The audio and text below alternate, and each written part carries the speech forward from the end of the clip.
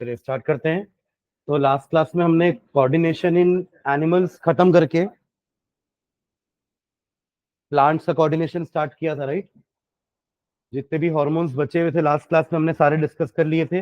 Hormones by pituitary gland, then by thyroid and adrenal gland. ठीक है, thyroxine, adrenaline, सबके functions, उनके glands के लोकेशन, हॉर्मोन्स के नाम।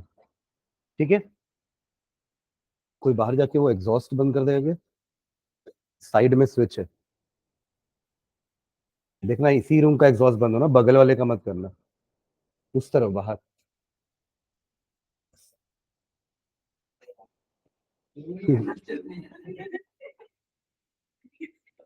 स्विच ही नहीं दिख रहा तेरे को?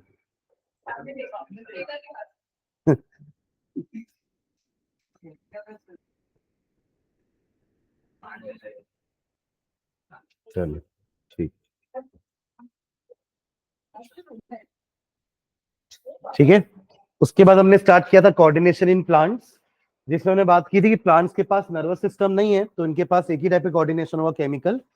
बट उसके अलावा दे हैव सम मूवमेंट्स, है ना। तो वो कुछ टाइप के मूवमेंट शो करके पॉजिटिव नेगेटिव रेस्पॉन्स देते हैं टू सर्टन स्टिमुलाई, है ना। और वो क्या क्या स्टिमुलाई है? लाइट, वाटर, ग्रेविटी या टच। ठीक है, तो पहला मूवमेंट हमने देखा था फोटोट्रोपिज्म, और इसमें अपन देखे भी थे कि why the plant bend towards light. इससे क्वेश्चन आता है कई बार कि why plants bend towards light, तो इसका रीजन हमने यहीं पे अगले पेज में देखा था। पहले तो हमने पढ़ा था कि फोटोट्रोपिज्म का मतलब क्या है, कि it is the movement of plants towards the stimulus of light. अब वो टुवर्ड्स लाइट है या अवे फ्रॉम द लाइट है, accordingly there are two types of phototropism. Positive अगर टुवर्ड्स द लाइट सोर्स है, एंड नेगेटिव अगर away from the light source है। ठीक है, और बेंड होने का रीजन हमने यहां देखा था, ये जो लाइंस है 4-5 लाइंस, इसमें बेंड होने का रीजन है कि जब भी ये प्लांट्स में यूनिडायरेक्शनल लाइट आएगी या कभी भी लाइट आएगी तो ऑक्सीजन तो रिलीज होगा। ऑक्सीजन एक आपका प्लांट हार्मोन है which is responsible for the growth of plant. Stem का एनलार्जमेंट होता है, एलोंगेशन होता है, स्टेम लंबी होती है ऑक्सीजन से। ठीक है, देखिए स्टेम के साइड में जितने भी सेल्स हैं वो डिवाइड होते हैं, सेल्स इलोंगेट होते हैं, तो अल्टीमेटली द स्टेम गेट्स बिगर। तो क्या होगा जब ऑक्सीजन रिलीज होगा और अगर प्लांट को एक ही तरफ से लाइट आ रही है, यूनिडायरेक्शनली आ रही है, तो ऑक्सीजन क्या होता है, शेडी रीजन में शिफ्ट कर जाता है, और फिर शेडी रीजन का ग्रोथ ज्यादा होगा। उसके कारण जो रीजन आपके सन के सामने है वो सन के टूवर्ड्स बेंड हो जाएगा। ठीक है, तो ये रीजन यहाँ पे लिखा हुआ है कि why plants bend towards light. ठीक है, फिर हमने सेकेंड टाइप का मूवमेंट देखा था, geotropism. This is related to gravity, कि अगर टूवर्ड्स ग्रेविटी जा रहा है, जैसे कि हमारा अर्थ जो ये रूट जो है वो टूवर्ड्स सेंटर ऑफ अर्थ जा रहा है और स्टेम अवे जा रहा है, तो again negative and positive, roots showing positive geotropism, stem showing negative geotropism, क्योंकि वो ग्रेविटी के अगेंस्ट जा रहा है, अपोजिट जा रहा है। ठीक है, फोटोनास्टिक में पड़ेगा तो ये भी लाइट का ही मूवमेंट है, लाइट के कारण ही मूवमेंट है, बट वहां पे क्या था, वहां पे लाइट के कारण प्लांट बेंड हो रहा था towards the sun, right. But यहाँ पे क्या है, कुछ फ्लावर्स के पेटल, कुछ प्लांट्स में फ्लावर्स के पेटल्स क्या हो जाते हैं, लाइट की इंटेंसिटी के कारण मूव करते हैं। जैसे हमने नाम देखा था एक मून फ्लावर का, और एक था हमारा लोटस, सनफ्लावर में भी होता है। ठीक है, सिस्मोनास्टिक, कोई मैकेनिकल टच के कारण, बहुत सारी जगह वहां 2 लोग बैठ सकते हैं, यहाँ एक, पीछे 2, अभी 7 लोग और बैठ सकते हैं, अब आपके बाद 6 लोग और बैठ सकते हैं अभी। ठीक है, चलो। तो these are the movements of body parts in relation to mechanical stimuli like touch. इसका भी एग्जांपल हमने देखा था, टच मी नॉट प्लांट। ठीक है, यहां एंड किया था ना, ये वाला लास्ट एक्सपेरिमेंट देखा था हमने, हाइड्रोट्रोपिज्म, यानी कि वाटर के लिए। तो वाटर में भी again stem moves away from water, root move towards the water. ठीक है, तो वो प्रूव करने के लिए ये एक्सपेरिमेंट था, याद है एक्सपेरिमेंट, कि हमने कुछ सीड्स को यहाँ पे रखा था, उनको जर्मिनेट कराया था। जर्मिनेट कराने के बाद रूट्स, सीड से 2 पार्ट निकल के बाहर आते हैं। हम पढ़ेंगे अब जब हम रिप्रोडक्शन पढ़ेंगे ना, तो वहां पे प्लांट रिप्रोडक्शन, एनिमल रिप्रोडक्शन पढ़ेंगे। तो प्लांट रिप्रोडक्शन में सीड्स कैसे बनती है अपन वो देखेंगे, और फिर उन सीड्स को जर्मिनेट होने के बाद उन सीड्स का क्या होता है। बट मैंने आपको शॉर्ट में बताया था कि सीड्स का जो आउटर कवरिंग होता है वो टफ होता है, हार्ड होता है। आप लोग भी इतने सारे फ्रूट्स खाते हैं, उनमें सीड्स होते हैं, तो वो सीड्स कैसे होते हैं? हार्ड, है ना? तो वो हार्ड सीड्स को सॉफ्ट कैसे करते हैं? पानी डाल के, तो वो सॉफ्ट हो जाते हैं। और जैसे सॉफ्ट होते हैं तो उस सीड से एक पार्ट ऊपर की तरफ आता है जो स्टेम बन जाता है, और एक पार्ट नीचे की तरफ जाता है जो रूट बन जाता है। ठीक है, एक होता है रेडिकल और एक को बोलते हैं प्यूम्यूल। मतलब वो पहले वो कहलाते हैं, जब वो सीड के अंदर थे ना, तो वो कहलाते हैं रेडिकल और प्यूम्यूल। फिर वही रेडिकल रूट बन जाता है और प्यूम्यूल स्टेम बन जाता है, शूट्स। ठीक है, तो हमने देखा था कि रूट्स जो है वो नीचे की तरफ आ रहे हैं, है ना? रेडिकल निकल के बाहर आ रहा है सीड से, पर निकल के आने के बाद वापस से मुड़ के पीछे चला गया वापस ऊपर। क्यों? क्योंकि यहाँ पे मॉइस्चर था। तो दिस शोज, है ना, कि रूट जो है वो हमेशा वाटर की तरफ जाना पसंद करते हैं, पॉजिटिव हाइड्रोट्रोपिज्म। ठीक है, और ये एक्सपेरिमेंट से आप जियोट्रोपिज्म समझा सकते हो। देखो, आपने पौधे को ऐसे लगाया है तो ऑब्वियसली स्टेम ऊपर जाएगा और रूट नीचे जाएगा, राइट? बट आपने क्या कर दिया, पौधे को ऐसा 90 डिग्री कर दिया, ये चेक करने के लिए कि वाकई स्टेम ऊपर जा रहा है और रूट नीचे आ रहा है कि नहीं। तो देखिए, ऐसा जा रहा था, हमने उसको 90 डिग्री घुमा दिया तो स्टेम वापस ऊपर गया। तो यानी कि वो जियोट्रोपिज्म फॉलो कर रहा है। It is again going to away from the gravity, और रूट भी टुवर्ड्स द ग्रेविटी। तो इस एक्सपेरिमेंट से हम जियोट्रोपिज्म प्रूव कर सकते हैं और इससे हाइड्रोट्रोपिज्म। समझ में आ रहा है? फोटोट्रोपिज्म के लिए तो आप एक प्लांट का एक पौधा बनाना, है ना, और उसको यहाँ पे सन लगाना, और उस पौधे को सन की तरफ थोड़ा सा झुका देना, बेंड। जो सबसे पहला था फोटोट्रोपिज्म, उसमें रीजन लिखे थे ना, बेंड टुवर्ड्स लाइट। तो ऐसे करके हम बाकियों को भी प्रूव कर सकते हैं। ठीक है, चलो, एक होता है कीमोट्रोपिज्म। कीमो मतलब the word chemo came from chemical. तो ये केमिकल ट्रोपिज्म या कीमोट्रोपिज्म क्या होता है? It is movement due to chemical stimulus. Chemical stimulus, pollen tube growth towards ovary. देखो क्या होता है ना, ये आपको थोड़ा बहुत याद दिलाता हूं मैं, आपने क्लास 8 में पढ़ा है ना रिप्रोडक्शन, कि पॉलन ग्रेन किसी ना किसी तरीके से या तो विंड के थ्रू या तो इंसेक्ट के थ्रू एंथर से स्टिग्मा तक आता है। इस प्रोसेस को हम क्या बोलते हैं? पॉलिनेशन। सुना है नाम? पॉलिनेशन पढ़े ना, सेल्फ पॉलिनेशन होता है, क्रॉस पॉलिनेशन होता है। स्टिग्मा के पास होता है, सॉरी, एंथर के पास होता है पॉलन, मेल रिप्रोडक्टिव पार्ट, और स्टिग्मा फीमेल रिप्रोडक्टिव पार्ट होता है, जिसमें नीचे जाकर होता है ओवम, ओवरी। ये ओवल जो आपको स्वलन पार्ट दिख रहा है, ये ओवरी है, उसके अंदर एग है। समझ रहे हैं? और ये जो ऊपर वाला पार्ट है ये स्टिग्मा है, और बीच वाला पार्ट है स्टाइल से, जो स्टाइल से नीचे आ रहा है, उसका नाम भी स्टाइल है। ठीक है, सीधे भी आ सकता था नीचे ऐसे, बट उनका ऐसे आना है स्टाइल से, है ना? तो नाम भी क्या है उसका? स्टाइल। ठीक है, तो अब ये एंथर है, ये एंथर से पॉलन उड़ के स्टिग्मा पे गिरता है। ऐसे बहुत सारे पॉलन गिरेंगे, एक ही पॉलन नहीं गिरेगा, है ना? ऐसे बहुत सारे पॉलन यहाँ पे गिरते हैं, बट कोई एक पॉलन क्या करता है?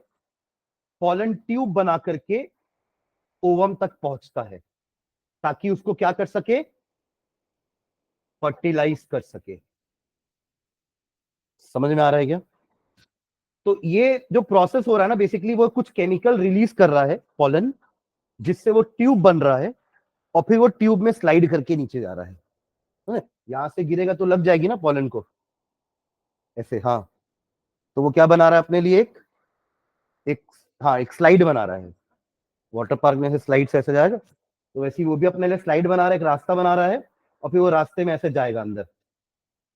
ठीक है, तो बहुत सारे पॉलन आते हैं, सब पॉलन अपने पॉलन ट्यूब बनाना चालू करते हैं, बट कोई एक सक्सीड होता है नीचे तक जाने में। तो इस पॉलन का भी पॉलन ट्यूब थोड़ा सा बना होगा, इसका ही बना होगा, बट नीचे तक कोई एक ही पॉलन ट्यूब पहुंच पाता है, और वही पॉलन फिर उसके अंदर से ट्रैवल करके ओवम तक आएगा, और यहाँ फ्यूज होके क्या बन जाएगा? जाइगोट। क्या बनेगा? जाइगोट।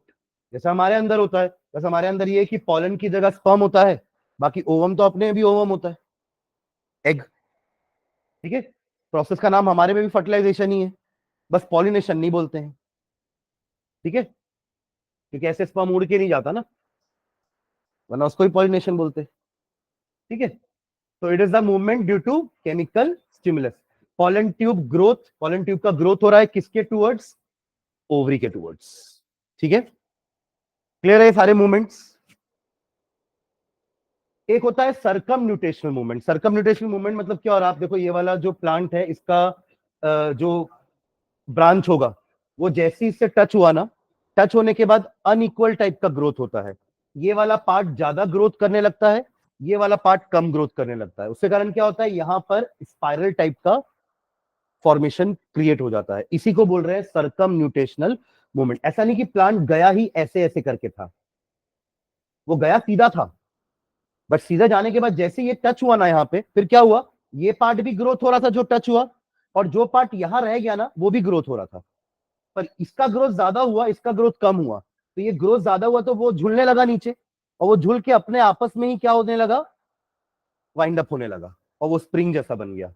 उसको बोल रहे हैं सर्कमन्यूटेशनल मूवमेंट। कॉइलिंग हो गई, कॉइल होता है ना, वैसा टाइप का कॉइलिंग हो गया। तो it has been seen in plants like pea plant, मटर, when they climb up with the help of tendrils. Such tendrils are sensitive to touch. तो ये tendril touch से sensitive है। जैसे ही वो किसी को टच किया, when the tendrils comes in contact with anything, the part of tendril in contact with the object does not grow so rapidly. जो tendril का पार्ट कांटेक्ट में है, ये वाला तो कांटेक्ट में नहीं है, ये वाला कांटेक्ट में है, तो वो पार्ट थोड़ा does not grow so rapidly as the part of tendril not in contact with the object. तो not in contact वाला जल्दी ग्रोथ कर रहा है, और जो कांटेक्ट वाला है वो भी ग्रोथ करेगा, पर थोड़ा सा स्लो हो जाता है because of touch. This leads to coiling of tendril round the object, showing circumnutational movement. ठीक है, तो ये एक लास्ट मूवमेंट है, उसके बाद केमिकल कोऑर्डिनेशन है। ठीक है, तो क्या क्या मूवमेंट हो गए? फोटोट्रोपिज्म, फिर जियोट्रोपिज्म, हाइड्रोट्रोपिज्म, कीमोट्रोपिज्म, ये सारे ट्रोपिज्म हो गए। फिर फोटोनास्टिक, सिस्मोनास्टिक, सर्कमन्यूटेशनल। ट्रोपिज्म वाले चार याद रहेंगे, एक लाइट वाला है, एक पानी वाला है, एक ग्रेविटी वाला है। तो फोटो, हाइड्रो, जियो। ठीक है, JIO वाला जियो नहीं, GEO वाला जियो है ना। ठीक है, और जो चौथा था वो क्या है? केमिकल वाला, कीमोट्रोपिज्म। ये चार ट्रोपिज्म वाले हो गए। अब जो बचे तीन, उसमें क्या, एक लाइट वाला और छूट गया। एक लाइट से तो स्टेम बेंड हो रहा था ना टुवर्ड्स सन, और दूसरे लाइट से पेटल बंद हो रही थी, तो वो फोटोनास्टिक है। और एक सिस्मोनास्टिक है जो टच वाला है। ठीक है, और एक सर्कमन्यूटेशनल। तो टोटल 7 टाइप के मूवमेंट्स हमने प्लांट्स के पढ़े। मूवमेंट है, आप इसको लोकोमोशन नहीं बोल सकते। लोकोमोशन तो फिर जगह चेंज करना हो जाएगा, तो जगह चेंज नहीं करते, just they move at their place only, और वो मूवमेंट इस टाइप के होते हैं। ठीक है, चलो केमिकल कोऑर्डिनेशन में आते हैं। तो इनमें 5 हार्मोन्स पढ़ने, मैंने बीच में भी 2-3 बार डिस्कस किया कि 3 ग्रोथ है और 2 ग्रोथ इनहिबिटिंग है, ग्रोथ रोकने वाले हैं। ठीक है, ग्रोथ ग्रोथ रोकेंगे, रिवर्स नहीं कर देंगे कि प्लांट वापस छोटा हो जाएगा। उल्टा नहीं हो ना कि सर एक ग्रोथ कर रहा है और एक ग्रोथ नहीं कर रहा है, तो मतलब वो स्टॉप करेगा ग्रोथ को। ठीक है, चलो तो पहला है plants are coordinated by chemicals called hormones, these are also called as plants. वो तो 4th बेंच में बैठना बाबू। अरे अंदर सर तेरे को कितनी जगह चाहिए?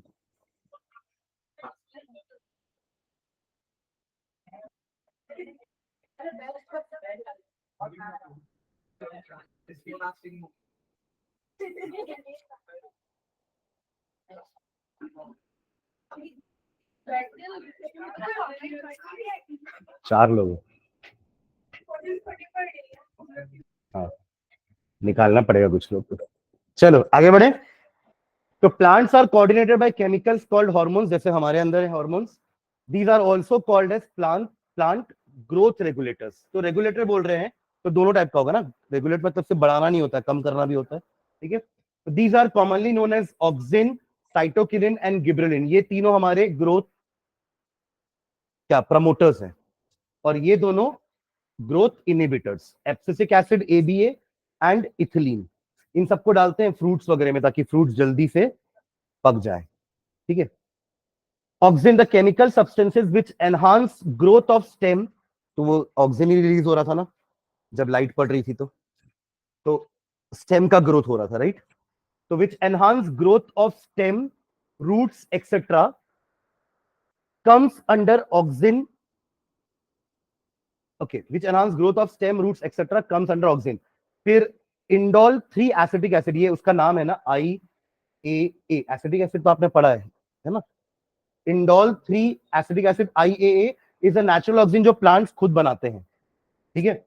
while naphthalene acetic acid NAA is a synthetic oxygen. हाँ हाँ, मतलब जैसे क्या होता है ना, कुछ प्लांट्स को हम आर्टिफिशियली ग्रो करवाते हैं, जैसे कि एक टाइप का रिप्रोडक्शन होता है, उसको बोलते हैं वेजिटेटिव प्रोपोगेशन, जहां पे हम टेस्ट ट्यूब में या कॉनिकल फ्लास्क में लैब के अंदर प्लांट्स को ग्रो करवाते हैं सीड्स के हेल्प से। हाँ हाँ, टिश्यू कल्चर वही है, उसका दूसरा नाम है वही, हाँ माइक्रो प्रोपोगेशन जो मैं बोल रहा हूँ, उसका दूसरा नाम है टिश्यू कल्चर, ठीक है। तो उसमें क्या करते हैं, देखो अब हमको पता है कि फील्ड में जगह नहीं है, तो हम उसको पहले कहाँ ग्रो करवाएं, लैब में।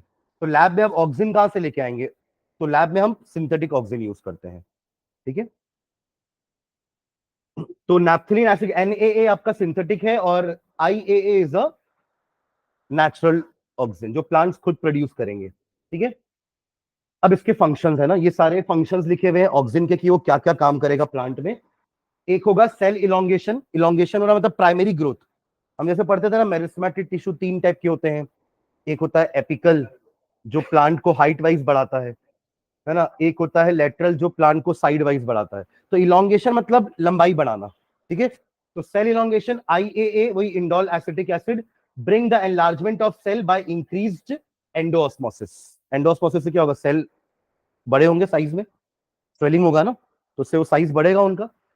Root initiation by application of low concentration of oxygen, promotion of root takes place, ठीक है, रूट स्टार्ट होंगे निकलना। respiration oxygen application increases the rate of respiration by converting ADP into ATP। ATP बन रहा है मतलब respiration का rate बढ़ रहा है, क्योंकि रेस्पिरेशन में तो ATP बनता है ना, after the breakdown of glucose ATP बनता है, साथ में CO2 H2O जो भी बाहर आता है, एडिनोसाइन डाइफॉस्फेट, और ये ट्राई है। ये अपन डाइफॉस्फेट देखे ना फोटोसिंथेसिस में कि ADP, हाँ केल्विन साइकिल में, कि ADP ATP में कन्वर्ट होता है और NADPH में कन्वर्ट होता है in that Calvin cycle. Next है कैलस फॉर्मेशन। कैलस मतलब छोटा सा सेल का ग्रुप होता है, उसको कैलस बोलते हैं। Cell divide at rapid rate, एक सेल से 2 सेल बने, 2 से 4 बने, ये होता है डिवीजन। 2 से 4 बने, फिर 4 से 8 हो गए, this is how cell divide. Binary fission पढ़ा है हमने, वो अमीबा में पढ़ा है बाइनरी फिजन, वो भी एक तरह का सेल डिवीजन ही है। और ऐसे हमने मियोसिस और मिटोसिस पढ़ा है 9th क्लास में, कि मिटोसिस से ग्रोथ होती है और मियोसिस से गैमेट फॉर्मेशन होता है, जिसमें क्रोमोसोम्स आधे हो जाते हैं, और मिटोसिस में सेम नंबर ऑफ क्रोमोसोम, यानी कि सेल फोटोकॉपी हो रहा है एग्जैक्टली, तभी तो ग्रोथ हो रही है ना। तो cell divide at rapid rate and leads to callus formation at the point of oxygen application. This is useful in tissue culture. देखिए कैलस तक ना उसको टेस्ट ट्यूब में या कॉनिकल फ्लास्क में रखते हैं, उसके बाद उसको निकाल के किसी पॉट में या फील्ड में लगा देते हैं सॉइल के अंदर। तो यहां तक स्टेज हम लेकर आते हैं टिश्यू कल्चर में, सीड से लेकर के कैलस फॉर्मेशन तक, ताकि सेल डिवीजन हो जाए, एक कैलस बन जाए, group of cell, and then that is placed in a pot, जहां उसको प्रॉपर सॉइल वगैरह सब मिलेगा, सनलाइट भी मिलेगी।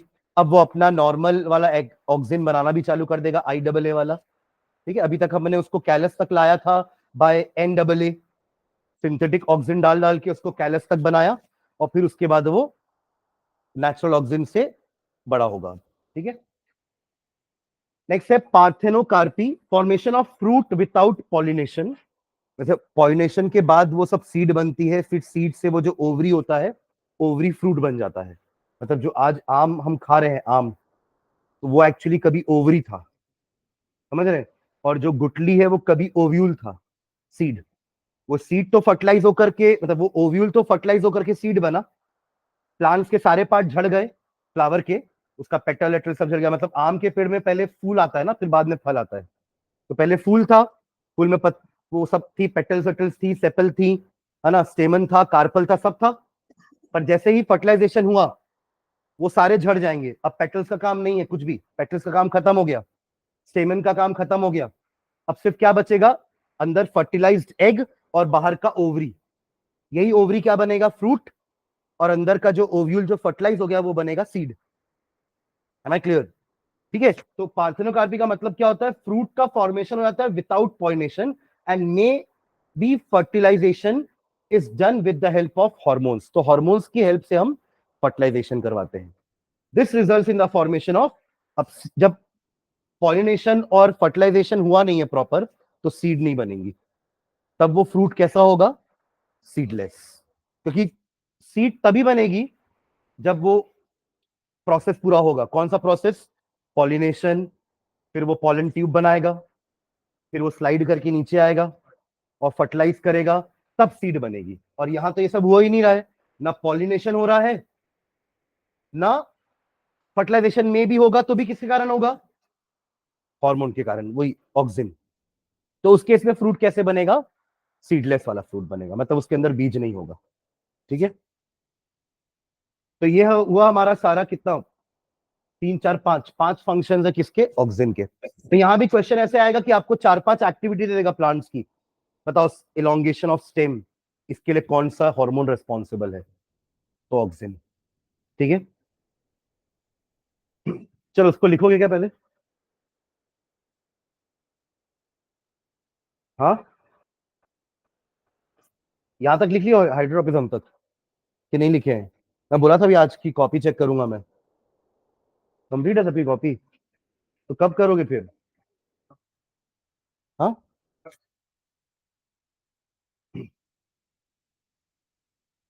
लिखना है इसको आज, फिर ये वाला पार्ट क्या, ठीक है वेडनेसडे 100% चेक करूंगा ना कॉपी, नहीं तो भगा दूंगा क्लास से मैं। कौन सा, ई पार्ट, यही देखो पार्थेनोकार्पी का ये मतलब समझो कि फ्रूट का फॉर्मेशन हो रहा है विदाउट पॉलिनेशन, और फर्टिलाइजेशन पार्ट भी कौन कर रहा है, हार्मोन ऑक्सिन। तो ऑक्सिन आप ये समझो कि किसमें पार्टिसिपेट कर रहा है, फर्टिलाइजेशन में। ठीक है, तो that is why resulting into a formation of seedless fruit. Callus, callus formation में देखो we start with a small part of a plant, आप उसको कट किए, उसमें आपने सिंथेटिक ऑक्सिन दिया, उसमें और सेल डिवीजन हुआ, होते होते एक ग्रुप ऑफ सेल बन गया, और उसी ग्रुप ऑफ सेल को कैलस बोलते हैं। ठीक है, चलिए नेक्स्ट आते हैं साइटोकिनिन में। साइटो मतलब सेल होता है ना, और किनिन मतलब डिवीजन होता है, साइटोकिनिन। जैसे हमने बाइनरी फ्यूजन भी पढ़ा है ना, तो बाइनरी फ्यूजन 2 स्टेप में होता है, जैसे ये आपका अमीबा है समझ लीजिए ना, और ये उसका न्यूक्लियस है। ठीक है, तो इसमें 2 चीजें होती है, पहले न्यूक्लियस 2 पार्ट में डिवाइड होता है, ध्यान से देखना कैसे, पहले न्यूक्लियस 2 पार्ट में डिवाइड हो गया ऐसे, तो इसको बोलते हैं कैरियोकाइनेसिस। कैरियो पता है ना, कैरियो, यूकैरियोटिस, यूकैरियोट्स एंड प्रोकैरियोट्स, तो कैरियो क्या था, न्यूक्लियस, कैरियो वाज, अरे वो डिवीजन भी तो न्यूक्लियस के कारण ही हुआ था ना, कि प्रोकैरियोट्स वो होते हैं जिनका न्यूक्लियस वेल डेवलप्ड नहीं है, they have a false nuclei, है ना, प्रिमिटिव न्यूक्लियाई है। ठीक है, और यूकैरियोट्स वाले क्या थे, इनका जो न्यूक्लियस है कैरियो, वो प्रॉपर एडवांस था, उनके पास न्यूक्लियस के पास न्यूक्लियर मेम्ब्रेन भी थी, जितने भी ऑर्गेनली थे सब मेम्ब्रेन बाउंडेड ऑर्गेनलीज थे। ये डिफरेंस था प्रोकैरियोटिक एंड यूकैरियोटिक में। तो इसके अंदर ही पहला जो प्रोसेस है उसका नाम है कैरियोकाइनेसिस। कैरियोकाइनेसिस मतलब पहले किसका डिवीजन होगा, न्यूक्लियस का। फिर सेकेंड प्रोसेस होता है साइटोकाइनेसिस, साइटोप्लाज्म भी डिवाइड होकर के अपना अपना न्यूक्लियस लेकर के 2 अलग अलग पार्ट में डिवाइड हो जाएंगे। तो cytokinesis mainly talks about cell division. ठीक है, तो these are the chemical substances which enhance cytokinesis यानी कि cell division in the cells of various plant tissues. तो पहला फंक्शन हो गया सेल डिविजन, सेल का एनलार्जमेंट, डिवाइड होकर एनलार्जमेंट भी होना, delay of ageing, anti ageing hormone, जैसे हमारे एंटी एजिंग क्रीम्स होते हैं ना, उससे हम लगाते तो हमारी एज कम दिखती है, वैसे ही इनका ये एंटी एजिंग हार्मोन है, ये उनको जवान दिखाएगा, इससे वो जवान रहेंगे, समझ रहे हैं। अभी बुढ़ापा नहीं है, बुढ़ापा आएगा तो वो फिर वो वाले हार्मोन्स आ जाएंगे, कौन, जो ग्रोथ को रोक रहे हैं। ठीक है, तो delay of ageing, anti ageing hormone, root and shoot initiation, and morphogenesis यानी कि उनका शेप डेवलपमेंट करने में भी हेल्प करेगा। प्लांट का भी तो एक पर्टिकुलर शेप होगा, जैसे वो स्टाइल का एक शेप था, वैसे प्लांट की बॉडी का, उसके सेल्स का भी एक शेप होगा। तो वो शेप डेवलप करने का काम कौन करेगा? साइटोकिनिन। ठीक है, सेल का भी तो शेप होता है ना, जिसको अपन ना वैक्यूल क्या करता है, वैक्यूल रहता है ना, बड़ा सा वैक्यूल होता है प्लांट सेल में, जो हमारे सेल के शेप को, है ना, उसको, हाँ, काइंड ऑफ रिजिडिटी देता है। सही बोल रहे हैं ना क्या? क्योंकि उतना बड़ा वैक्यूल अगर अंदर रहेगा तो आपका सेल पिचकेगा नहीं। ठीक है, तो ये आपका डेवलपिंग शेप, मॉर्फोजेनेसिस उसको अपन बोलते हैं, उसको मतलब आसान भाषा में शेप डेवलपमेंट बोल सकते हैं। ठीक है, थर्ड है गिब्रेलिक एसिड या फिर गिब्रेलिन। जी, ये मतलब गिब्रेलिक एसिड ही होता है एक्चुअली, उसको अपन गिब्रेलिन्स भी बोल सकते हैं। They are produced in the growing tips and stimulate the division of cell and their elongation. मतलब ये और थोड़ा पीछे वाला एक जैसे ही है ना, वहां भी सेल डिवीजन था। इलोंगेशन ऑफ स्टेम, पार्थेनोकार्पी वही है, वही सीडलेस फ्रूट वाला जो अभी अपन ने ऑक्सिन में देखा था। सीड जर्मिनेशन, ये क्या करवाएगा? इसके लिए नया वाला ये है सीड जर्मिनेशन। ठीक है, seed germination. Cell division in cambium, cambium मतलब हमारे जो वैस्कुलर बंडल होते हैं ना, जाइलम एंड फ्लोएम, उसको अपन वेस्कुलर बंडल बोलते हैं, है ना, शॉर्ट फॉर्म में उसको कैम्बियम बोलते हैं। तो उसमें सेल डिवीजन होगा। And breaking of dormancy, dormancy मतलब होता है एक पीरियड ऑफ टाइम जहां पर प्लांट्स जो है ना वो सो गए हैं, वो भूल गए कि वो ग्रोथ कर रहे थे, तो उनका डोरमेंट पीरियड खत्म करके उनकी ग्रोथ और बढ़ाता है, क्योंकि अब फाइनल ग्रोथ रुकने वाली है। राइट, तो वो डोरमेंट पीरियड खत्म होता है, जैसे बर्ड भी आता है ना, कली छोटी सी, उसके बाद फिर वो फूल बड़ा होता है। राइट, तो वो डोरमेंट पीरियड में रहता है जब वो कली रहता है, फिर जब उसकी डोरमेंसी ब्रेक होती है ना, तब वो और बड़ा होकर के फ्लावर बन जाता है। छोटी सी कली होती है, कली समझ रहे हैं ना, क्या बोलते हैं हिंदी में, वही बर्ड तो बोलते हैं ना, बर्ड, BUD। तो वो जब वो कली के स्टेज में रहता है, बर्ड के स्टेज में रहता है, तब आप बोलो कि वो डोरमेंट स्टेज में है, स्लीपिंग स्टेज में है। उसके बाद जब डोरमेंसी ब्रेक करेगा ये वाला हार्मोन, तब वो और बड़ा होकर के क्या बन जाएगा? फूल, फिर फूल से फल। ठीक, नेक्स्ट है एब्सिसिक एसिड, ये ग्रोथ इनहिबिटर्स है। ठीक है, these are thought to be formed in leaves and then transported to apices through, मतलब बनते कहां पे है? लीव्स में। लीव्स का भी ड्रूपिंग होता है ना, लीव्स भी तो टूटने लगते हैं ना, ऐसा ना कि एक जो लीफ है वो पूरा जिंदगी भर रहेगा प्लांट के साथ, वो लीफ भी टूटेगा। ठीक है, तो these are thought to be formed in leaves and then transported to apices, apices मतलब टिप्स में, मतलब जिन टिप्स में अभी ऑक्सिन था, शूट की टिप्स में, रूट की टिप्स में, टिप्स मतलब एंड पॉइंट्स में, जहां पे वो ऑक्सिन उनके लेंथ को बढ़ा रहा था, अब यहीं पे कौन जाएगा? ABA, एब्सिसिक एसिड, और उनके ग्रोथ को रोकेगा। This works as growth inhibitors. तो पहला फंक्शन इनका यही है, inhibition of growth, closing of stomata under stress condition, also called stress hormone. हमारे स्ट्रेस हार्मोन का नाम क्या था? हाँ, एड्रेनलिन, वो हमारा स्ट्रेस हार्मोन था, ये इनका स्ट्रेस हार्मोन है। स्ट्रेस हार्मोन मतलब अगर ऐसी कंडीशन है कि प्लांट्स के पास आसपास पानी नहीं है, तो अपना स्टोमेटा को क्या रखेंगे? क्लोज, ताकि उनके पास जो पानी है वो भी लॉस ना हो जाए। तो स्ट्रेस कंडीशन पर स्टोमेटा को क्या करेगा? ये बंद रखेगा। प्रमोट्स लीफ सेनेसेंस, मतलब वही लीफ को गिराने का काम। लीफ भारी हो जाएगी तो लीफ अपने आप क्या हो जाएगी? ड्रूप हो जाएगी, नीचे झुक जाएगी, एंड अल्टीमेटली टूट जाएगी। उसी को कहते हैं लीफ सेनेसेंस। और एप्सिशन भी वही है, एक्सेलरेशन ऑफ एप्सिशन, एप्सिशन मतलब वही गिरना, abscission. And favours stomata closure, तो ये वाला पॉइंट सेम हो गया ना, फेवर्स स्टोमेटल क्लोजर, स्टोमेटा को बंद रखेगा।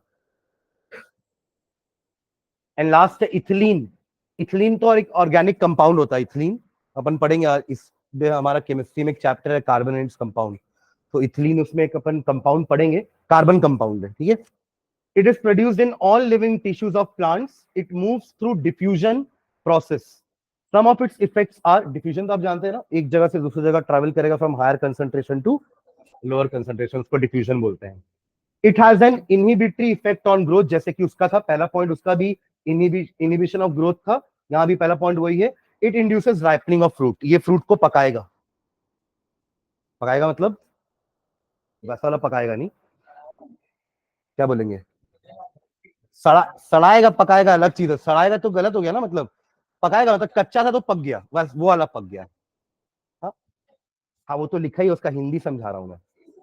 तो पकाना तो वो और पकाना हो जाता है ना, आजकल कुछ और भी पक जाता है, ठीक है। तो it induces the ripening of fruit. मतलब आप ये बोल सकते हो कि एंटी एजिंग का ऑपोजिट है ना ये, क्योंकि वो उसको पका रहा है, मतलब अब वो उसका एज खत्म होने वाला है, ठीक है, क्योंकि अब वो गिरने वाला है, एक बार पक गया तो वो गिर जाएगा, एब्सिशन हो जाएगा उसका।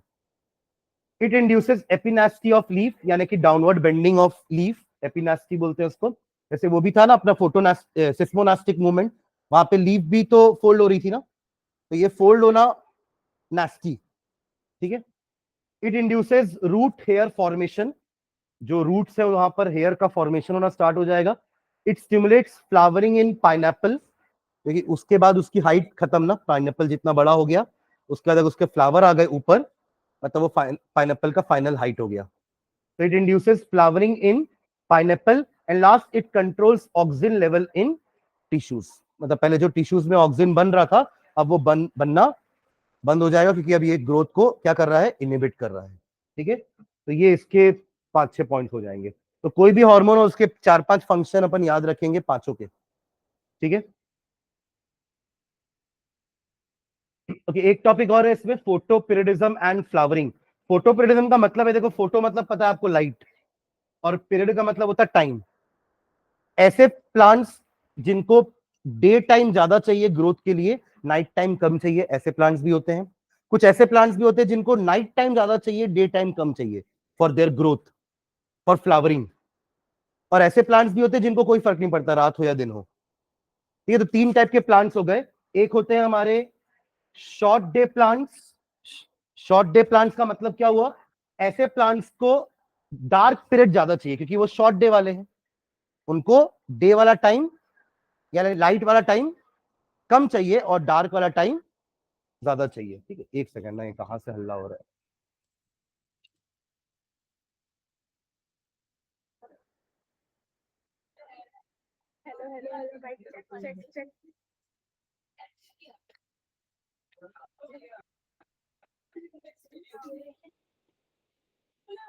हेलो।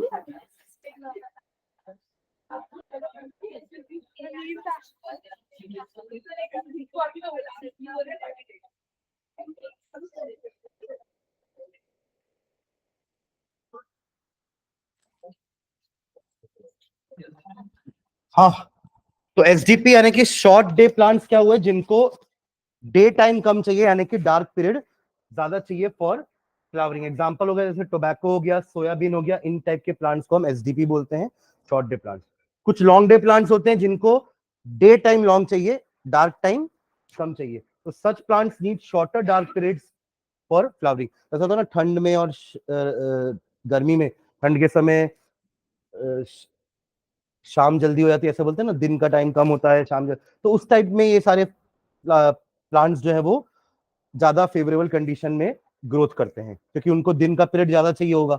तो गर्मी के टाइम ज्यादा प्लांट्स ग्रो करेंगे ये वाले, जिनको दिन का पीरियड ज्यादा चाहिए होगा। और जिनको दिन का पीरियड कम चाहिए, वो ठंड के सीजन में ग्रो करेंगे, क्योंकि ठंड में हमारे जो डे का टाइम है वो थोड़ा सा कम हो जाता है, ठीक है। और एक होता है डीएनपी, यानी कि डे न्यूट्रल प्लांट्स, मतलब ये न्यूट्रल है, इनको चलेगा। तो such plants are not dependent on photoperiod for flowering.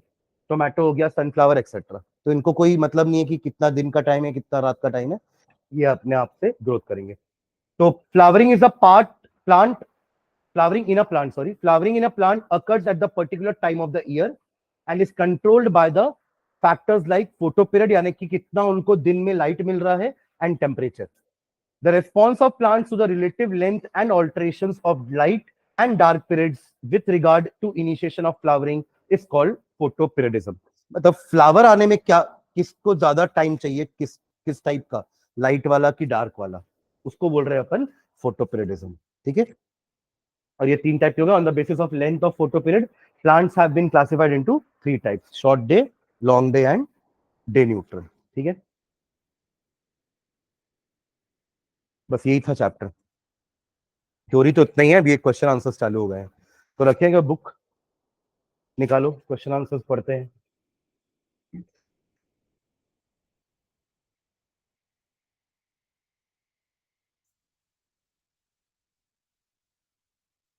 Page number 105। और 119 होगा न्यू बुक में, 119 होगा ओल्ड बुक में।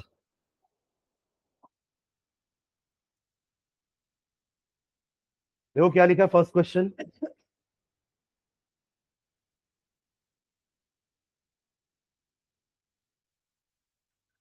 मिला?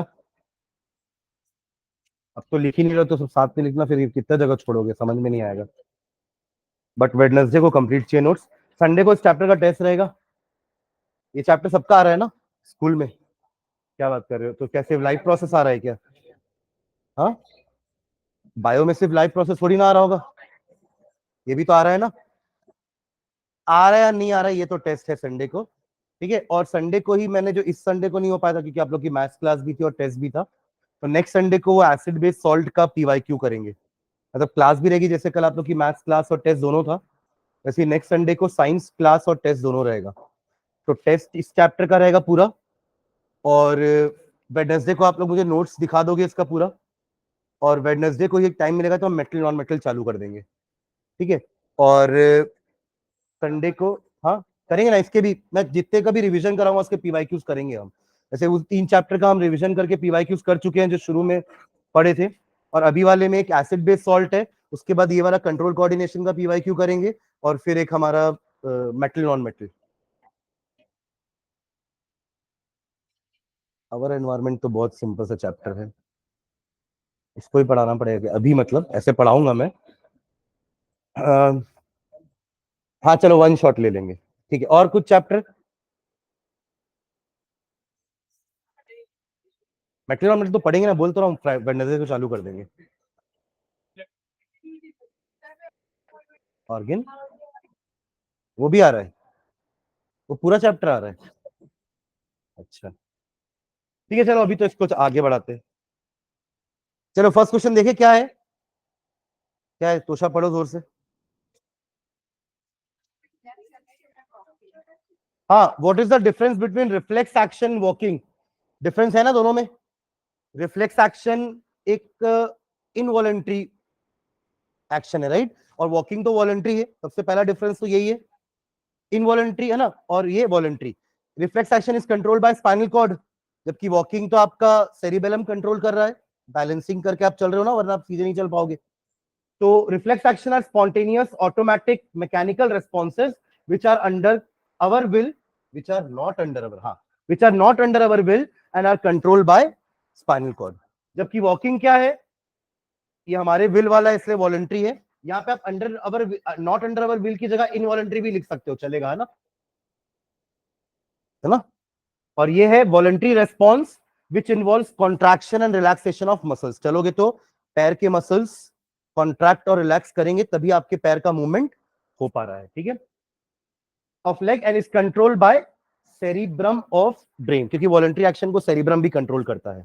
ठीक है, सेरिबेलम तो है ही, बैलेंस कर रहा है। ठीक है, सेकंड क्वेश्चन उस पेज में है, और हाँ, साइनैप्स के बारे में है क्या? ये क्लोज प्रॉक्सिमिटी थी, याद है कि जब एक न्यूरॉन का एक्सॉन में जो एंडिंग आएगा वहां वो स्वलन हो जाता है, उसका नाम हमने दिया था सिनेप्टिक नॉब, और उस वो जाकर के कनेक्ट होगा दूसरे न्यूरॉन के डेंड्राइट से, पर कनेक्ट एकदम टच नहीं होता है ना, एकदम क्लोजनेस रहती है, क्लोज प्रॉक्सिमिटी होती है, और उस क्लोज प्रॉक्सिमिटी को हम कहते हैं साइनैप्स। और उस जगह पे क्या रिलीज होता है? न्यूरो केमिकल, जिसके थ्रू इस वाले न्यूरॉन से, इस वाले न्यूरॉन के एक्सॉन से अगले वाले न्यूरॉन के डेंड्राइट में इंपल्स सिग्नल ट्रांसफर हो जाता है। ठीक है, रीड करते हैं। Synapse is the close proximity of axons and knob of a neuron, एक न्यूरॉन का एक्सॉन एंड दूसरे न्यूरॉन का डेंड्रॉन, एक के बाद एक दूसरा कनेक्टेड है, इमेजिन करना पड़ेगा ना। Dendron of another neuron, when the nerve impulse reaches the axon, जब वो नर्व इंपल्स एक्सॉन के एंड में आएगी तो एक neurotransmitter is released which initiates a nerve impulse in the dendron of next neuron. तो इस तरीके से इंपल्स एक न्यूरॉन से दूसरे न्यूरॉन में ट्रांसफर हो, जो कि टच नहीं हो रहे हैं दोनों, बिकॉज ऑफ दैट केमिकल वो इंपल्स ट्रांसफर हो रही है। ठीक है, अगला, brain is posture and equilibrium, वो कौन होगा? सेरिबेलम। ठीक है, हिंड ब्रेन का पार्ट है ना ये, हिंड में क्या क्या पढ़े थे? एक सेरिबेलम और मेडुला ऑब्लोंगेटा, ये दो इंपॉर्टेंट थे। मेडुला ऑब्लोंगेटा इनवॉलंटरी एक्शन को कंट्रोल करेगा, ये balancing equilibrium. Cerebrum voluntary actions. Next.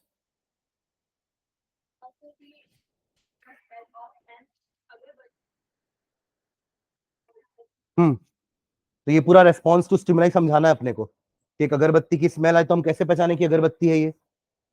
तो ये पूरा वही आपका चालू कहां से होगा? पहले रिसेप्टर सेल में आएगा। तो रिसेप्टर सेल कहां पे आएगा? ये वाला नोज में। क्या था नोज वाले का नाम?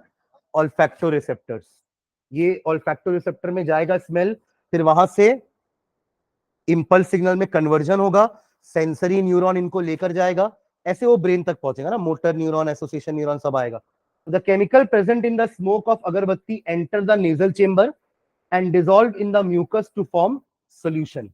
This chemical stimulate the olfactory receptor. ये olfactory receptor तक पहुंच गए है ना। Which initiate, वो क्या करेगा? उसका काम ही है नर्व इंपल्स बनाना और सेंसरी न्यूरॉन को दे देना। अब ये सेंसरी न्यूरॉन लेकर जाएगा कहां तक? ब्रेन स्पाइनल कॉर्ड तक, ठीक है। Which are carried to the olfactory area of brain. Cerebrum में था ना ऑल्फैक्टरी लोब। सेरिब्रम ये फोर ब्रेन में तो पढ़े थे, मिड नहीं, फोर। फोर ब्रेन में है सेरिब्रम और वहीं पे था ऑल्फैक्टरी लोब। हमारे मिड वाले में था ऑप्टिक लोब। तो जब आंखों का और कानों का कुछ आएगा ऐसा टाइप का क्वेश्चन, तो हम इसकी जगह क्या लिख देंगे? Mid brain. मिड ब्रेन में है ऑप्टिक लोब। स्मेल के लिए फोर ब्रेन में है ऑल्फैक्टरी लोब, ठीक है। Which are carried to the olfactory area of the cerebrum which interprets the nerve impulse. फिर वो डिसीजन लेगा कि किस चीज का स्मेल है ये, ठीक है। नेक्स्ट। ये अपन लिखे इसका क्वेश्चन, मैंने नोट में लिखवाया है। हालांकि इसमें ये वाला पूरा करेक्ट नहीं है, मैंने आप लोग को थोड़ा मॉडिफाई करके लिखवाया है। वो क्वेश्चन ऐसा कुछ होगा कि रिफ्लेक्स एक्शन में ब्रेन का क्या रोल है।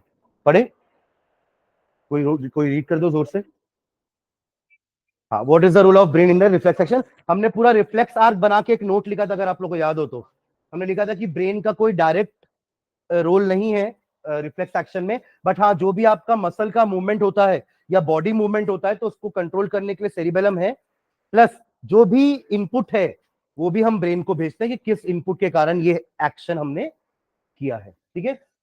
तो वो उसका आंसर आपकी बुक में मिल जाएगा ना, तो इस वाले को मत नोट करना, ठीक है। ठीक।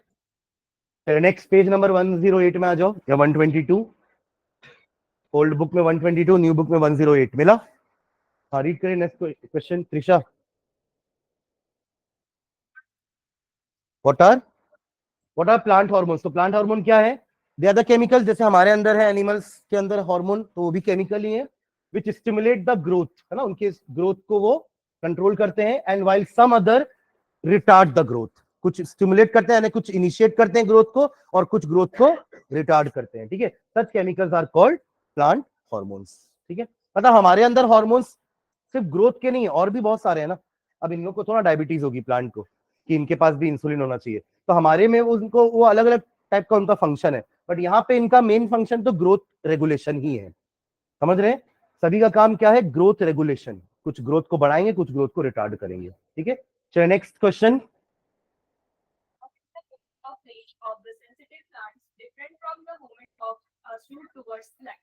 दोनों में अलग है, दोनों में रेस्पॉन्स स्टिमुलाई अलग अलग है। एक में स्टिमुलाई टच है, दूसरे में स्टिमुलाई किसके बोला? लाइट ना।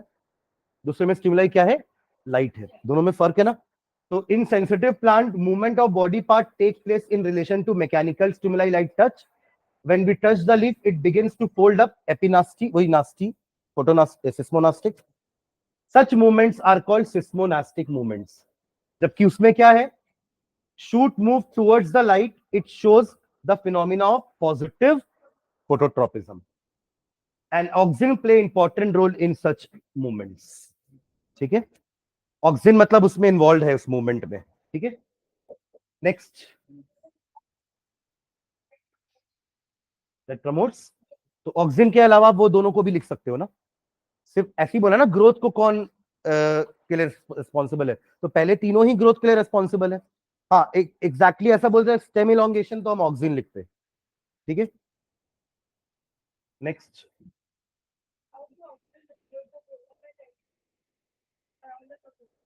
ये भी वही वाला पार्ट है, सर्कमन्यूटेशन वाला, पढ़े थे ना, कॉइल हो रहा है, तो tendrils are sensitive to touch, वो टेंड्रिल, वो पी प्लांट से टेंड्रिल निकली, बगल में टच करी किसी को, तो when they come in contact with any support, the part of tendril in contact, पूरा वही लिखा हुआ है कि जो पार्ट टेंड्रिल के साथ कांटेक्ट में है उसका ग्रोथ थोड़ा सा कम रैपिडली हो रहा है, और जो पार्ट नहीं है उसका ज्यादा रैपिडली हो रहा है, this causes the tendril to circle around the object and cling to it. ठीक है, नेक्स्ट, ये कौन सा क्वेश्चन है जहां पे रेफर टू नोट्स लिखा हुआ है, प्लांट मूवमेंट हाइड्रोट्रोपिज्म, हाँ वही छन्नी वाला, जो हमने पानी भरा था और उसमें सीट लगाई थी, और नीचे छन्नी तो है तभी तो नीचे छेद है ना, तो वो छन्नी से रूट बाहर आया और फिर मुड़ के वापस अंदर घुसाना है उसको, बस। ठीक है, तो वही तो हाइड्रोट्रोपिज्म बता रहा है ना, एक्सपेरिमेंट लिखने बोला है ना आपको, आपकी बुक में भी होगा, दिखाओ एक सेकंड बुक,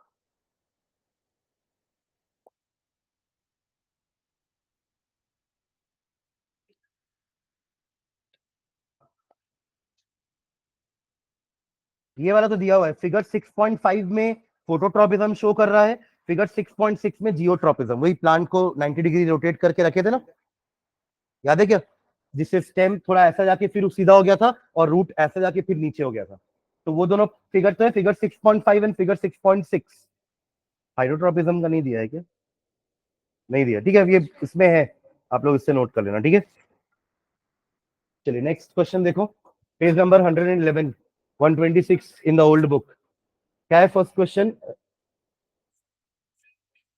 एन एनिमल, तो वहां भी हार्मोन है, तो यहाँ पूरा बताना, एंडोक्राइन ग्लैंड्स होते हैं, एंडोक्राइन ग्लैंड्स के हार्मोन सेक्रीट करते हैं, फिर वो हार्मोन्स हमारे टारगेट ऑर्गन पे जाते हैं और उनका एक स्पेसिफिक एक्शन होता है, वो परफॉर्म करते हैं, और जाते कैसे हैं, थ्रू ब्लड, क्योंकि एंडोक्राइन ग्लैंड कैसा टाइप का ग्लैंड है, डक्टलेस ग्लैंड है। तो in higher animals chemical coordination is brought about by secretions of endocrine glands, और उनके सेक्रीशन का नाम क्या है, हार्मोन। हमारे जितने भी डाइजेस्टिव ग्लैंड थे उनके सेक्रीशन का नाम था एंजाइम्स, और इनके सेक्रीशन का नाम क्या है, hormones. A specific endocrine gland when stimulated secretes one or more specific hormone, जब उसको स्टिमुलेट करेगा ब्रेन तब वो अपना हार्मोन सेक्रीट करेगा, which are generally released in the blood, कहां जाएगा वो, ब्लड में, and have specific action on the specific target organ, उसका एक्शन भी स्पेसिफिक है और जगह भी स्पेसिफिक है। ठीक है, नेक्स्ट वो थायरोक्सिन वाला, आयोडाइज्ड नमक, क्वेश्चन पढ़ो,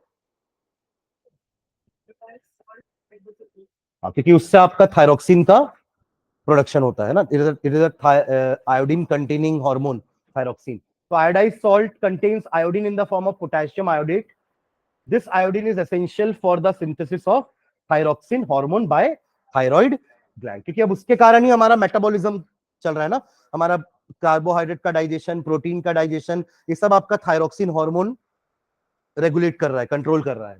thyroxine regulates the metabolic rate and controls the physical, mental and sexual growth of the baby या चिल्ड्रन।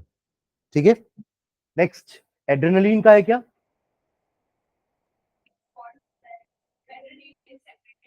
हाँ, ये सारे फंक्शंस है ना, कि क्या क्या होगा हमारी बॉडी के अंदर।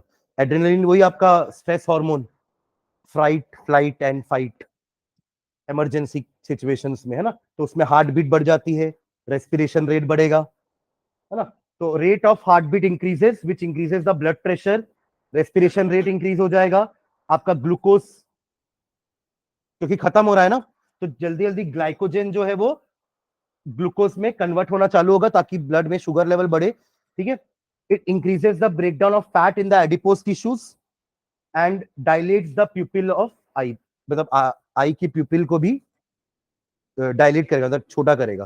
ठीक है, डायलेट द प्यूपिल ऑफ आई, ये सारे आपके फंक्शंस हैं एड्रेनलिन हार्मोन के। ठीक है, next,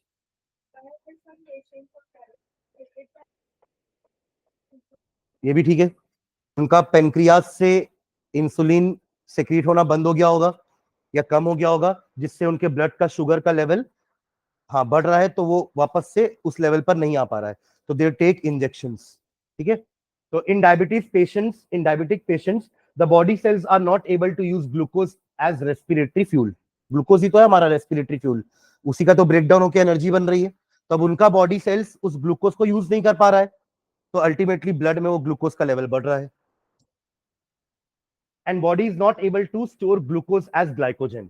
In such persons there is deficiency of insulin secretion by their pancreas. ठीक है, so they are treated by injecting controlled dose, है ना, वो भी ऐसा नहीं कि कितना भी ले लिए, वो डॉक्टर आपके शुगर लेवल के हिसाब से एक डोज सेट करता है कि आपको कितना डोज लेना है इंसुलिन का, इंसुलिन हार्मोन, सो दैट जो भी हमारा एक्सेस ग्लूकोज है वो ग्लाइकोजन में कन्वर्ट होकर लीवर में स्टोर हो जाए and body cells can use glucose as respiratory fuel. ठीक है, तो ये काम है इंसुलिन का, जो अंदर वाला इंसुलिन नहीं कर पा रहा है तो बाहर से इंजेक्ट कर रहे हैं. ठीक है, चलिए कौन से एक्सरसाइज में एमसीक्यूज क्वेश्चन है क्या? फर्स्ट क्वेश्चन क्या है? साइटोकिनेस का आंसर सेल डिवीजन लिखा है क्या? अच्छा, इनमें से कौन सा प्लांट हार्मोन है? और कौन कौन से दिए ऑप्शन? एबीसी, इंसुलिन, थायरोक्सिन और एस्ट्रोजन. तो ये तो तीनों एनिमल हार्मोन है, जिसमें इंसुलिन आपका पेनक्रियास सेक्रीट कर रहा है और एस्ट्रोजन, एस्ट्रोजन कौन सेक्रीट कर रहा है? ओवरी. और एक सेकंड वाला क्या बोले थे? Thyroxine, thyroid gland. ठीक है, हाँ सेकंड देखो, सेकंड क्वेश्चन क्या है? दो न्यूरॉन के बीच का गैप क्या बोल रहे हैं अपन? साइनैप्स. वहीं पे अभी पढ़े थे ना, न्यूरोट्रांसमीटर रिलीज हो रहा है, साइनैप्स. ओके, नेक्स्ट थर्ड क्या है?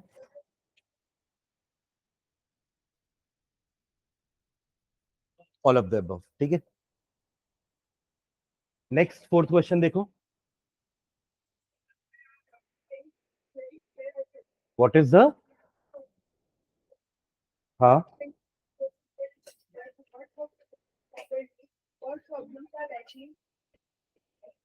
रिसेप्टर का क्या काम है हमारी बॉडी में? वही तो स्टिमुलस को रिसीव कर रहे हैं ना, किसी भी टाइप के स्टिमुलस को, और नर्व इंपल्स को इनिशिएट कर रहे हैं, उसके बाद तो आगे प्रोसेस स्टार्ट हो रहा है, वरना ब्रेन स्पाइनल कॉर्ड तक कैसे पहुंचेगा रेस्पॉन्स, मतलब सॉरी स्टिमुलस. समझ रहे? तो receptors or sense organ are groups of highly specialized cells which receive the stimuli. Stimulus को receive करेंगे. Each receptor is specialized to receive a specific stimulus. सबके लिए अपना अपना रिसीवर रिसेप्टर था ना, टच के लिए अलग था, स्मेल के लिए अलग था, है ना, लाइट के लिए अलग था, साउंड के लिए अलग है, हाँ टेस्ट के लिए अलग है. तो स्पेसिफिक स्टिमुलस है हर एक रिसेप्टर के लिए. ठीक है, and change it into appropriate nerve impulse, ये उनका काम है. ठीक है, अब अगर ये फेल हो गया अपना काम करने में तो क्या होगा? हाँ, वही ब्रेन स्पाइनल कॉर्ड तक मैसेजेस पहुंच नहीं पाएंगे तो आप रेस्पॉन्स कैसे दोगे? है ना, मतलब बहुत तेज कहीं गाना बज रहा है, आप कान बंद नहीं कर पाओगे क्योंकि आपको पता ही नहीं कि क्या करना है.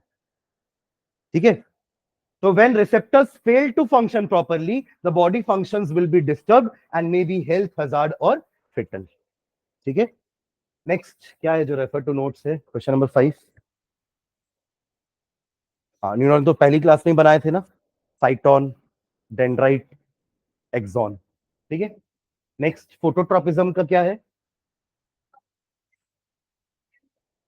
तो वो ऑक्सिन वाला पूरा लिखना है. फोटोट्रॉपिज्म मतलब वही हुआ ना कि stem moving towards light, positive phototropism, roots moving away from the light, negative phototropism. पहले ये बताना है, फिर कौन सा हार्मोन रेस्पॉन्सिबल है, ऑक्सिन, और वो पूरा बेंडिंग वेंडिंग सब बताना है. हाँ हाँ, रीजन सब पूरा, और फोटो बना दोगे तो और अच्छा है, वही प्लांट का बेंड होना टुवर्ड्स लाइट, फिगर 6.5. ठीक है, नेक्स्ट क्वेश्चन नंबर 7. क्या?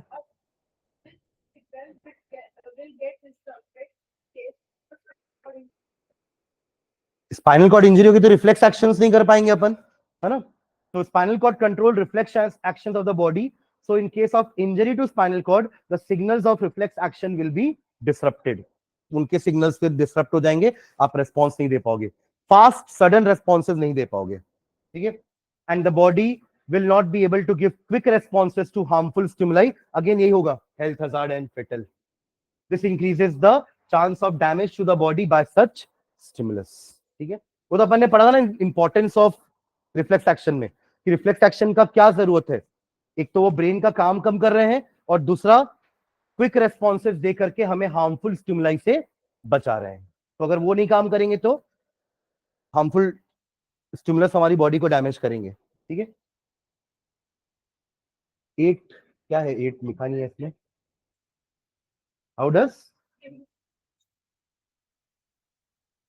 यहाँ लिखा हुआ है due to stimulation cell release chemicals which are able to diffuse all over the cells. जैसे हमारे अंदर तो ब्लड से जा रहा है ना, वहां हमने देखा ना कुछ को फ्लोएम लेके जा रहा था, कुछ डिफ्यूजन से जा रहे थे, पढ़े थे ना उसमें कि ये डिफ्यूजन से जाएगा और एक को फ्लोएम लेके जाएगा, बनता लीव्स में है, फ्लोएम विल कैरी। तो यहाँ पे क्या हो रहा है, cells release chemical which are able to diffuse all over the cells. Cells lying nearby can detect this chemical using special molecule on their surface. They are able to transmit the information without having nervous connections. Different plant hormones help in coordination of growth, development and responses to the environment. तो यहाँ blood के नहीं है तो भी सारे hormones secrete भी हो रहे हैं और अपने अपने टारगेट ऑर्गन में पहुंच रहे हैं थ्रू डिफ्यूजन या ऑस्मोसिस से भी समझ लो कि फ्लोएम में थ्रू ऑस्मोसिस जाएगा। ठीक है, नेक्स्ट क्वेश्चन क्या है, what is the need of, ये जनरल सा क्वेश्चन होगा ना, किसी भी प्लांट या एनिमल में कंट्रोल कोऑर्डिनेशन की जरूरत क्यों है, so that various organ of body operate together to ensure their smooth functioning, ताकि सब एक साथ काम करके किसी भी एक पर्टिकुलर स्टिमुलस को प्रॉपर रेस्पॉन्स दे सके, to maintain a constant internal environment called homeostasis, balance inside the body. तो ये दो रिक्वायरमेंट है, तभी कंट्रोल कोऑर्डिनेशन जरूरी है हर लिविंग ऑर्गेनिज्म में। ठीक है, नेक्स्ट क्वेश्चन नंबर 10।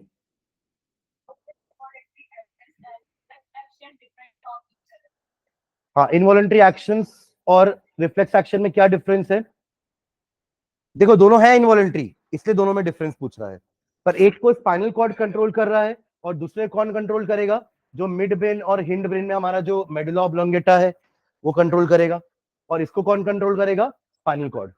तो involuntary actions are those muscular movements which are not under our control और एनी थिंकिंग कंट्रोल। एग्जाम्पल है heart movements, blood pressures, salivation of the saliva आना, vomiting etc are controlled by specific center located in mid and hind brain. But reflex actions क्या है, पूरा definition लिखा हुआ है, spontaneous automatic mechanical responses in which will is not involved, ये भी involuntary action है but are controlled by spinal cord, they are controlled by brains, है ना, brain का जो mid brain और hind brain है। हाँ मतलब वो भी हमारे उसमें नहीं है, कंट्रोल में। एग्जाम्पल दे देना, यहाँ पे एग्जाम्पल तो दे दिए हार्ट मूवमेंट अगर, और यहाँ पे withdrawal of hand when pricked with a needle, secretion of saliva on sight of delicious food, तो एग्जाम्पल हम लिखे भी है। नेक्स्ट,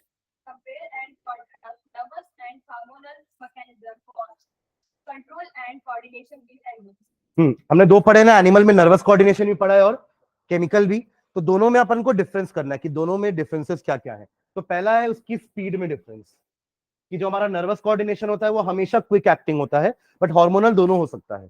जैसे वो जो इमरजेंसी वाला हार्मोन है, स्ट्रेस हार्मोन, उसका एक्शन फास्ट है, बट ग्रोथ हार्मोन का एक्शन स्लो है। तो ये दोनों हो सकते हैं, मे बी क्विक और slow acting, but nervous coordination quick acting ही होता है। ठीक है, मोड ऑफ ट्रांसमिशन, इसमें कैसे ट्रांसमिशन होता है, इलेक्ट्रिकल इंपल्स के कारण, और यहाँ हॉर्मोन्स, मैसेजेस कौन ट्रांसमिट कर रहा है, यहाँ पे इम्पल्स सिग्नल्स और यहाँ पे हॉर्मोन्स। थर्ड क्या है, पाथ, नर्व फाइबर्स या न्यूरॉन्स, और यहाँ ब्लड, ये हॉर्मोन्स तो ब्लड में जा रहा है।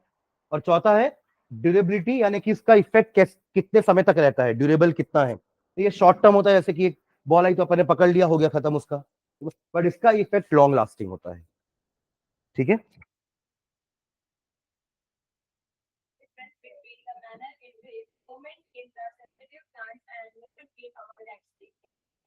Our leg and sensitive plant, sensitive plant मतलब वही टच मी नॉट, है ना, quick folding of leaflet of sensitive plant touch me not and drooping of whole leaf occur due to changes in the amount of water in its cells।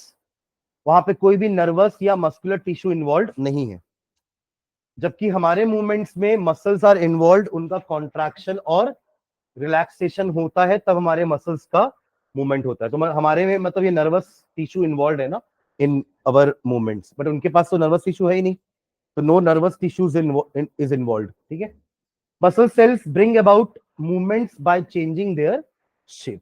तो वहां कैसे movement हो रहा है या वहां कैसे हो रहा है, तो अमाउंट ऑफ वाटर के कारण। जैसे हमारा स्टोमेटा भी कैसे मूव कर रहा है, क्लोजिंग एंड ओपनिंग स्टोमेटा कैसे हो रहा है, because of the water content in it, कि वाटर ज्यादा होगा तो ओपन हो जाएगा, कम होगा तो बंद हो जाएगा। तो ये भी तो काइंड ऑफ मूवमेंट ही है ना, स्टोमेटा का ओपन और क्लोज होना। ठीक है, तो वो भी किसके कारण हो रहा है, amount of water in the cell. ठीक है, इतना ही है। ठीक है, ठीक है, फिर ये नोट्स पूरा कंप्लीट करेंगे, है ना, और संडे को इसके लिए प्रिपेयर करेंगे टेस्ट के लिए।